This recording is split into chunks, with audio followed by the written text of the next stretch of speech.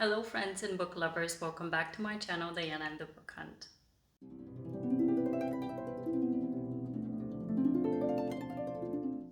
Isn't this a wonderful day to talk about love? I mean, with Valentine's Day just around the corner, what better time is there to discuss epic romance books than today?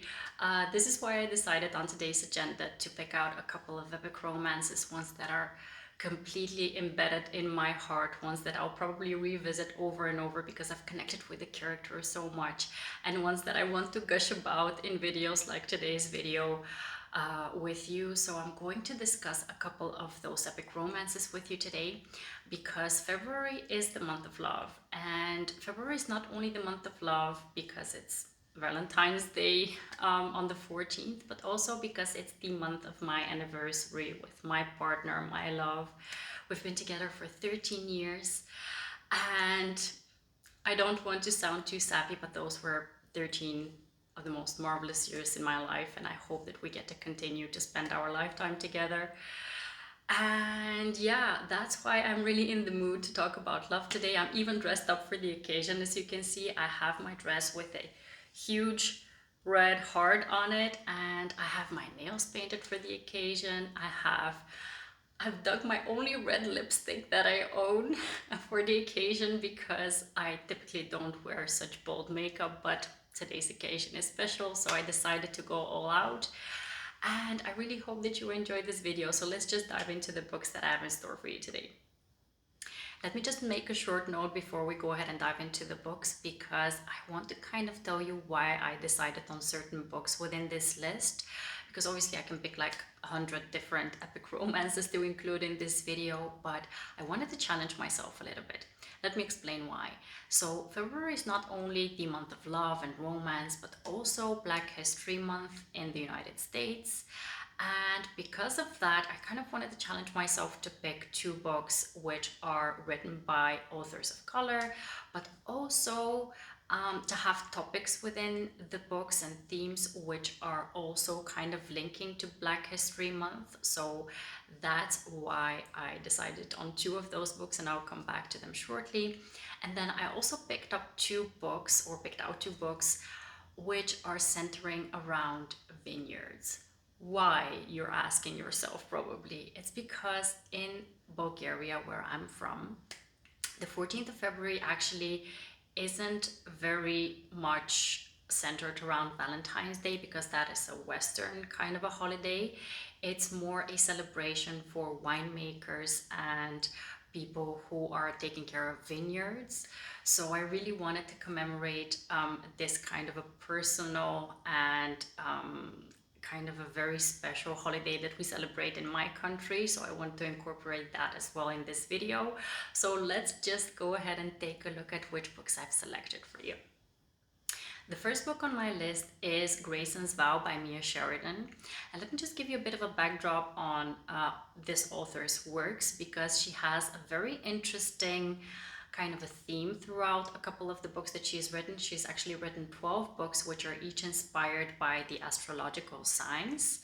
So this one is specifically inspired by Libra, which is my sign. So I was very invested in it because I do see bits and pieces of the kind of characteristics that Libras carry within the plot itself. So I was very intrigued by that. And just to tell you a little bit about what the story is about, the main character, Grayson, he is struggling because he wants to kind of resurrect his family's vineyard, and financially he's not able to do so. So he's struggling very much, and that's where Kira comes in, his love interest. She comes in and makes this kind of a very strange, ridiculous, obscene proposal to Grayson, which will benefit them both financially. And since he has no prospect of making a large sum of money to rescue his vineyard, there is no other way for him to go about the situation but accept her proposal. So that's where the story kicks off, and I absolutely loved it. It was oh so good because he is like this reluctant, closed off hero. She is this feisty, fiery woman who kind of bulldozes through all of his reserves and all of his kind of reluctance that he has. And they're both so stubborn. There's so much clashing of character between these two that I absolutely loved it. There was so much angst and banter and amazing chemistry between the two characters. It's absolutely a wonderful romance, epic romance book, and I definitely recommend it. I actually recommend any of the signed books that Mia Sheridan has written. Anyone that you pick up, you're going to love, I'm sure, because I love them as well. So go ahead, look it up, and pick it up for your romance, kind of to pick up your romance mood before Valentine's Day. I'm continuing on with the themes of vineyards. The second book on my list is A Bridge Between Us by K.K. Allen.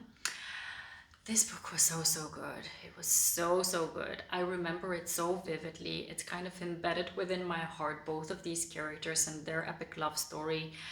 Let me just tell you the tropes within this book. They just hit me in all the right spots. There's childhood friends to lovers. There's a second chance romance. There is also a kind of rivalry, families, and forbidden romance within the book that also is a very prominent trope, and everything just worked out so well within this book. It starts off with Ridge and Camilla being the children of rivals. They both of the families own vineyards, neighboring vineyards, and they kind of form a friendship in secret despite the rivalry between the families. And because they can't meet out in the open, they meet on a bridge between the two properties every time.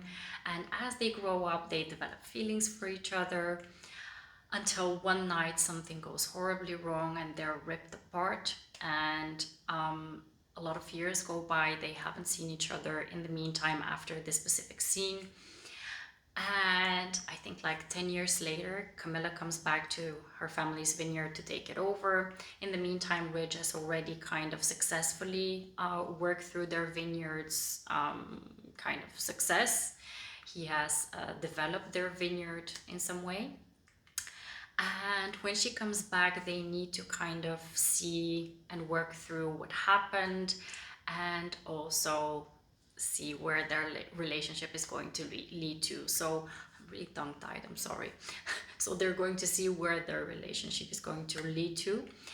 And I absolutely love this story. It's just, I can't gush enough about it. It's an amazing epic love story. I recommend it with both hands. Pick it up, you won't regret it. Next, I'm going to talk about a trilogy, the one that I mentioned before. It's Grip by Kennedy Ryan. And I picked this trilogy because it's probably one of the best love stories that I've ever read in my life. Also, I picked it because it deals with an interracial relationship, and it deals with a lot of topics which will tie to the Black History Month, like I mentioned. So there is kind of racial profiling present in the book, a lot of struggles of how an interracial relationship works when there's different pressures from the different communities within the relationship, and also different types of stereotypes which are being broken down, which I absolutely loved within the book. Also, just to give you an idea, I've talked about Kennedy Ryan before in my videos, but she is such an amazingly talented author who just writes words which will grip you and break you down and strip you down and grip your heart and not let it go, and kind of hold your feelings hostage even after you've read her books. She's absolutely marvelous at the talent that she has, and I just can't gush enough about how much I love her works. This is absolutely one of my favorite trilogies that I've ever read, and it centers around Grip, who is a musician, he's a rapper, and Bristow, who is the sister of Grip's best friend. And the story starts actually with a short novella. It's called Flow, where we get the meeting between Bristol and Grip for the first time. Grip needs to pick Bristol up because her brother can't pick her up for some reason, so he sends his best friend to pick her up. And immediately they have this amazing connection when they meet. We get within the short novella the progression of how their chemistry is sizzling from the beginning on, but then Grip makes a mistake because of which they kind of don't get a chance to start their romance already from the beginning. And then in the first full-length novel, Grip, we get a couple of years in the future how their relationship has developed, because in the meantime Bristol has become Grip's manager, and because they also have now a working relationship, it's also a struggle for her to overcome that barrier. And those books, those 3.5 books, are just splendid. I don't know adjectives which will properly describe to you how wonderful these books are. If you haven't read them yet, because they've been popular for quite a few years, a lot of people have read them already, but if by any chance I'm recommending it to you and you haven't picked it up yet, please do so. You will not regret it. It's going to be the best decision of your life, because those books are so special to me, and I know that anyone who reads them will appreciate the mastery of them. The next book that I picked is again by an author of color. It's by Tia Williams and it's called 7 Days in June. This book is a recent read for me. I was so emotionally invested in this book. I was so gripped by it, and I know that it's been making its rounds on BookTube as well, and a lot of people have hyped it up, and for good reasons, because it's so amazingly written. This book centers around Shane and Eva, who meet when they're in high school. We get, by the way, the different timelines within the story, so we get past and present, kind of story where we see what happened in the past and what's happening nowadays. And they spent a very short amount of time in their high school years together, but within that short amount of time they have such a rich, complex and love-filled and struggle-filled time together that it just leaves you emotional and kind of rooting for them to see how they can overcome what happened to them as children. And then in the present timeline, we see how they haven't met each other in 15 years. Both of them have become writers, and they both meet each other after 15 years at a book conference. And their lives have changed so much in the meantime. I mean, 15 years is a long time. So for Eva, she already has a child, a teenager, Audrey. And Shane has gone through many struggles and many different situations which have left him at a point where he is at this time. I don't want to divulge too much so I don't spoil anything. And that's where their story kind of progresses, to see how they can overcome what has happened in the past, and how they can develop their relationship, whether they can still remain friends or maybe more than friends. I have to say that I was so in love with their story. I was so in love. It was so realistic. Let me just start with this. The struggles within the book were so realistically handled. Check out the trigger warnings for this specific story, because there are specific triggers that I don't want to mention, so I don't spoil anything for you. But if you're triggered by anything, please check out the trigger warnings on Goodreads, because there are certain situations which are very heavy within the book. But yeah, everything was just so realistically handled. The relationship between them, the dialogue, their feelings were just so real. There isn't any exaggerations or cliches, or just, it was just so beautifully written. And I have to say that Audrey, who is Eva's daughter in the book, she's a teenager. I think that's the best teenage character written, for me at least, ever. I connected so well with the way that she was written, really feeling like she was a real teenager with the issues that are very contemporary for teenagers nowadays. And I connected with everyone within the story on such a marvelous level, and it just left me feeling absolutely satisfied with how everything turned out, even with certain things which didn't work out as well, maybe, or it was just realistically done. It's how life is, it's messy, it's difficult, complex, and not everything is how we want it to be. So I absolutely love this story. Pick it up. I'm not sure that I've done a very good job at describing it, but it just left me feeling so emotional, and I think that you see that as well because I'm rambling so much. But anyway, pick it up, you won't regret it. Because the previous books that I mentioned are quite a bit more emotional, I decided to pick also one book which is a bit on the lighter side. And that book is The Soulmate Equation by Christina Lauren. This is one of their latest releases. I think it's actually their latest release. And I absolutely love the premise of the book. It's about Jess, who is this single mom. She goes to this coffee shop every day to work with her best friend, and every day they see this amazing looking guy, but this guy is also always on his phone. He never looks at anyone else. He's looking a bit arrogant, a bit aloof, so they kind of appreciate him only for his looks. But then they find out that he's a doctor who is working on this very intriguing application. He works on an application which is going to be a dating app which relies on genetic matches. So they gather DNA from their clients and they try to find the best possible match using their DNA. So Jess gets roped into doing such a DNA test at their company, and surprise, surprise, Jess gets a 98% match with this grumpy doctor whose name is River Pena. And it's just such a fun, engaging story because River Pena is such a workaholic and a bit of a recluse and a bit of a reluctant hero. And Jess is also very skeptical actually because she's out of the dating game. She's a single mom. She's focusing solely on her family and she's not really waiting to be roped into this situation.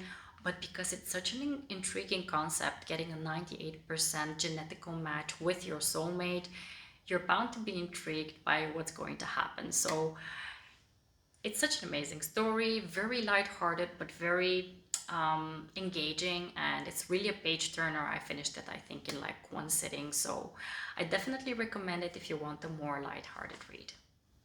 The last books that I'm going to recommend, they're part of a series as well. It's the Wild series by K.A. Tucker. I'm going to explain how those series are formed and which books I'm going to talk about. The first two books and then a novella are centering around one couple, Jonah and Kala. And then the third book, which just recently came out, is centered around Marie, who is a side character from the first two books. And I'm not going to talk about the third book because I just want to focus on Jonah and Kala's relationship. The third book I'm going to discuss in a video in the future because I just recently read it.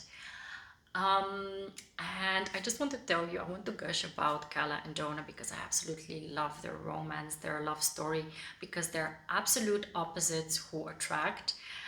That is a trope which doesn't always work out very well, but in this specific situation was just worked out in such a marvelous way.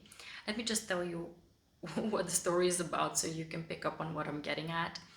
The story is about Kala, who, when she was a baby, her mom and dad separated. They were living in Alaska, and her mother decided to move to Toronto and took her with her. So she never really had developed a relationship with her dad, who remained in Alaska. But then she's in her mid-20s and she finds out that her father is seriously ill. And before it's too late, she decides to go ahead and visit him to reconnect with him. And just to give you a background, Kala is very much a girly girl. She is on social media a lot. She is into getting dressed and made up and just is very much a girly girl. So she goes to Alaska carrying like 10 bags of luggage, and that's where she meets Jonah, who is a pilot working for Ren, Kala's dad. And he's going to pick her up, but when he sees the 10 bags of luggage, he's like, that's not going to work out on the small plane that we're going to be taking home.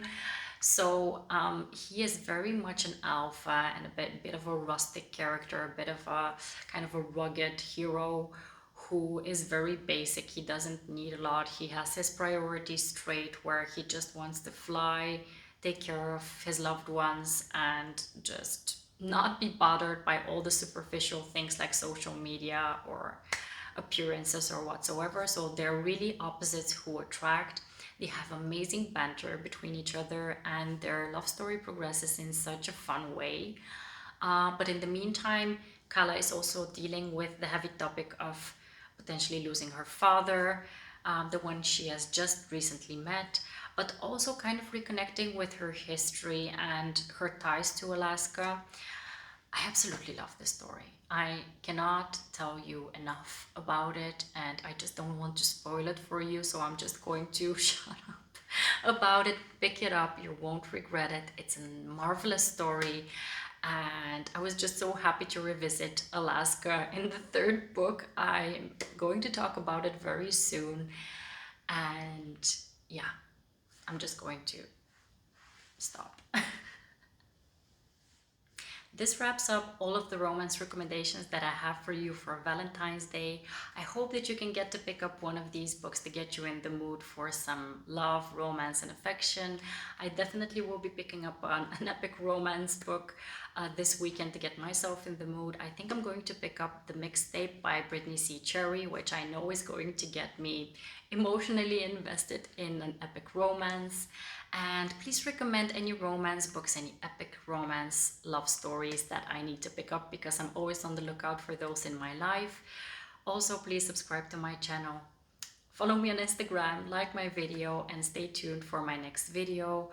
I hope to see you very, very soon. Have a wonderful day. Take care and happy reading. Bye-bye.